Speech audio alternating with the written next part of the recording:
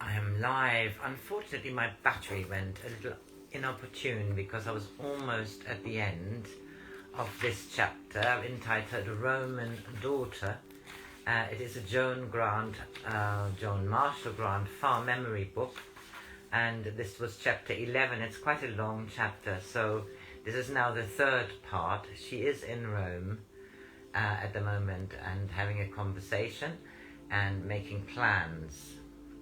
In time he might have returned to Julia, this is Nigellus, to seek peace of mind, seeing in her former living an escape from an illusory freedom too difficult to maintain.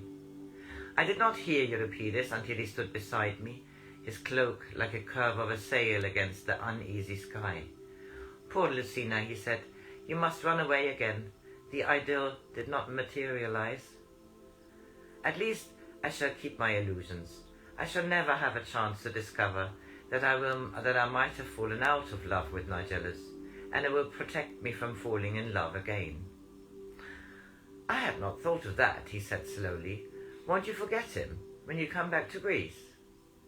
Why should I allow myself to forget? How can he forget me if I'm not here, if I'm not there to show I'm a failure? I could almost be sorry for Julia when I think how he will grow to hate her. He hates her already, but he doesn't know it yet. Asclepius said that hate and envy are the two great enemies. Wouldn't it be stupid to deliver yourself to them? How can I help hating Julia? How can I help being envious of every woman who is lucky enough to be ordinary? If you had Nigellus, would everything be different? Lucina, are you sure you want him? Are you sure you wouldn't be disappointed? If I had Nigellus, I would be kind and wise and loving. But I can't have him. He doesn't want me enough. So instead I shall be clever and powerful. I'm not sure how, but I'm not entirely ineffective.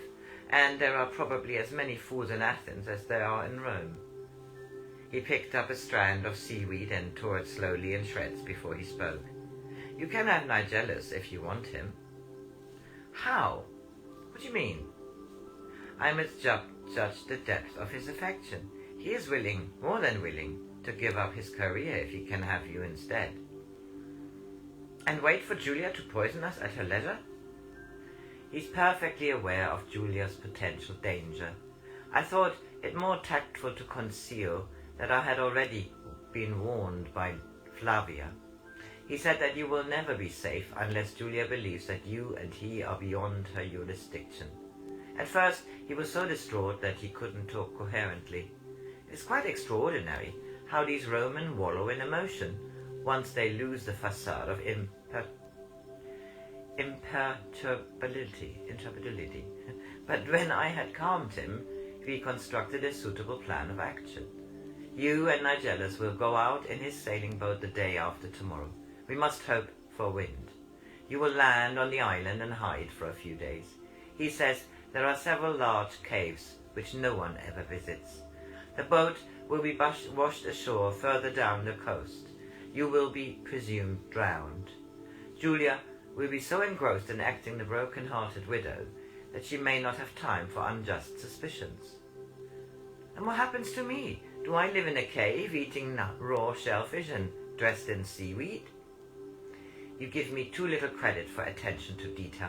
I shall send suitable supplies to the cave and arrange for a boat to pick you up after sunset, and as soon as possible. It will land you further down the coast, where you will have to make further arrangements for the journey to Umbria.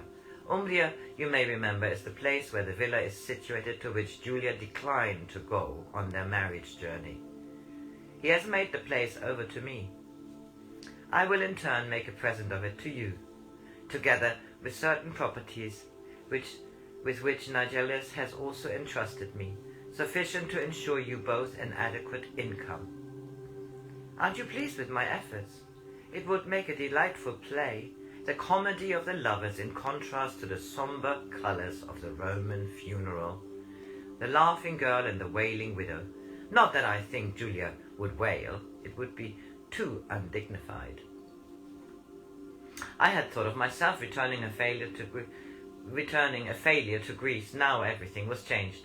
I was going to have my ideal. I was going to be loved and cherished. I was going to be the heroine of a great drama, two famous people who gave up the world for love. We shall be remembered long after ordinary priestesses and senators are forgotten, I said. I thought I was a failure, and all the time Nigellus loved me more than he loved Rome. You must remind me to write your story, said Euripides. Fame rapidly decays unless embalmed in suitable prose. So that was the end, a very short ending, really. But next chapter is chapter 12, and it is described, it is entitled Ideal, idyllic.